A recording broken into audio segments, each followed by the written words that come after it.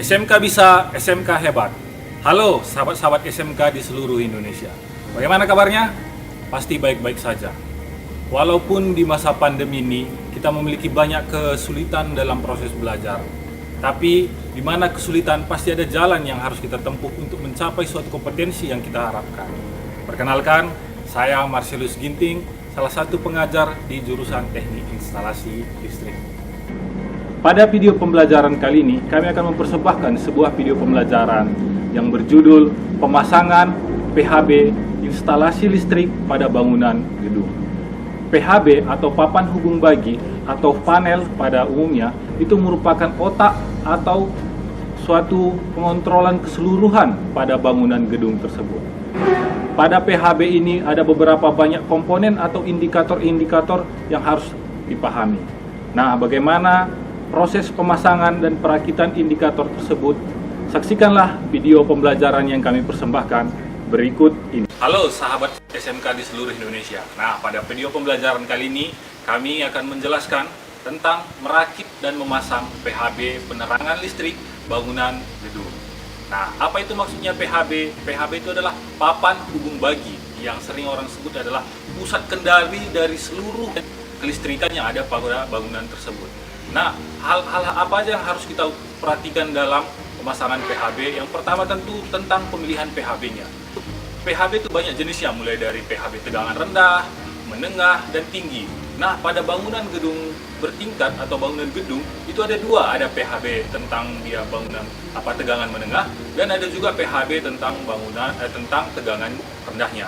Nah, pada video pembelajaran kali ini kami akan menjelaskan tentang PHB tegangan rendah. Nah, bagian-bagian PHB tegangan rendah itu, yang pertama itu adalah saklar utama atau pemutus utama. Nah, pada video ini kami menggunakan MCCB 3 pasa. Dari MCCB 3 pasa ini, kita akan membagikan menjadi ketiga kelompok, yaitu tentang kelompok R, S, dan T. Setelah kita memasang pengaman-pengaman pada bagian-bagian pasa R, S, dan T, nah kita perlu mengetahui indikator-indikator apa yang perlu kita ketahui. Yang pertama tentang indikator arus. Nah, indikator arus pada PHB ini kita harus memasang ampere meter. Nah, ampere meter harus dilengkapi dengan 3 buah CT. CT itu pasa R, S, dan T. Setelah arus kita dapat indikatornya, selanjutnya kita harus mengetahui indikator tegangan. Indikator tegangan itu, alat ukur tegangan adalah voltmeter.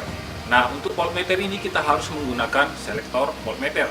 Dalam selektor ini kita dapat menentukan pasa, tegangan antara pasa dengan pasa atau line to line, dan pasa dan netral.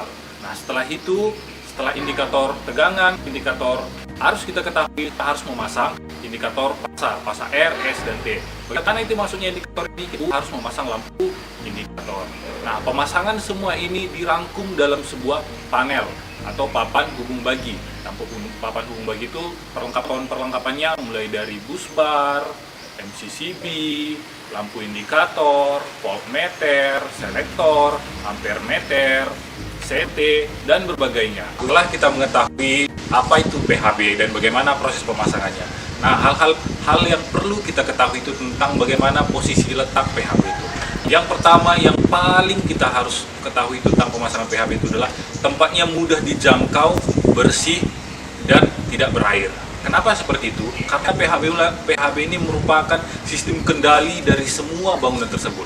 Jika ada kerusakan, kalau kita sulit untuk menjangkau PHB itu, maka akan timbul kecelakaan kerja yang tidak kita inginkan, seperti kebakaran, padam total, dan berbagainya. Nah, tinggi PHB juga mempengaruhi.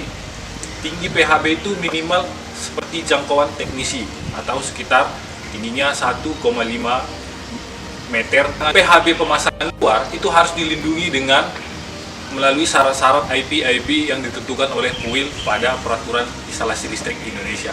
Ketentuan lainnya adalah pemasangan PHB itu harus memenuhi syarat-syarat yang ditentukan oleh peraturan-peraturan PUIL yang kita pahami, yaitu PUIL 2011.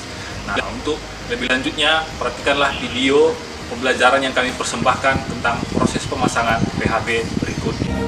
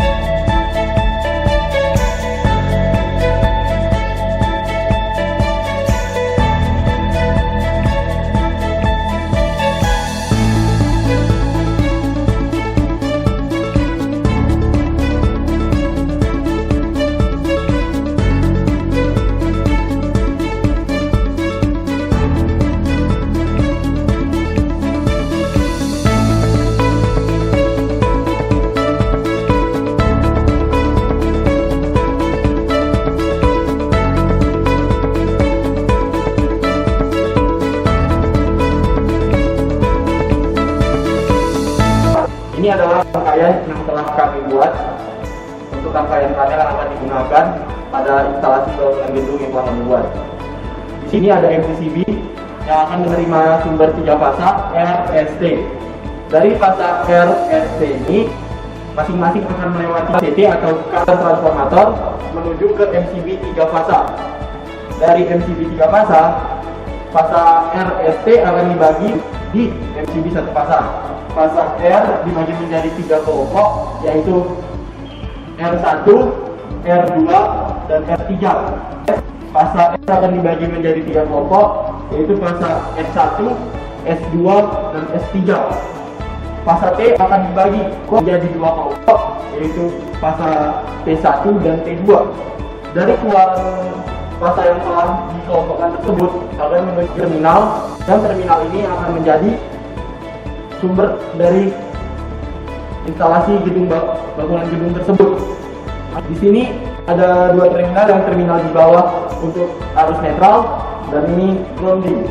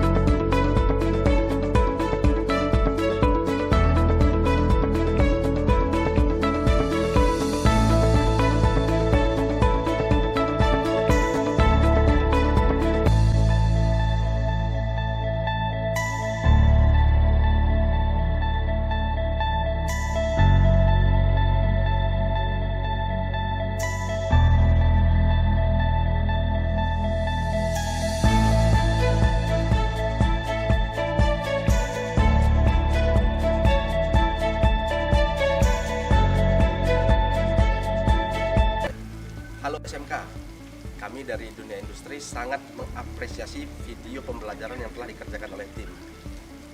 Dalam video ini, penggunaan alat-alat pelindung diri sudah tepat dan penggunaan alat-alat sudah sesuai dengan fungsinya. Semoga video ini dapat bermanfaat bagi pengembangan pengetahuan dan keterampilan siswa-siswi SMK. SMK bisa, SMK hebat. Terima kasih kepada Dudi yang telah memberikan tanggapannya atau komentar dan kritik dan sarannya untuk pengembangan video pembelajaran ini. Saran-saran dari Dudi yang telah diberikan kami sangat apresiasi untuk pengembangan kompetensi inti atau kompetensi dasar pada pengembangan untuk merakit dan memasang PHB penerangan instalasi listrik bangunan.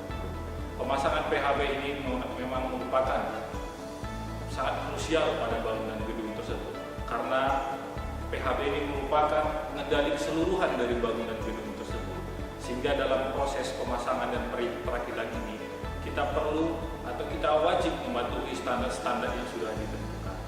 Akhir kata kami ucapkan, penjahit benang di dalam peti, Ibu Tuti menjahit kebaya. Kami pamit undur diri. Terima kasih atas perhatiannya. SMK bisa.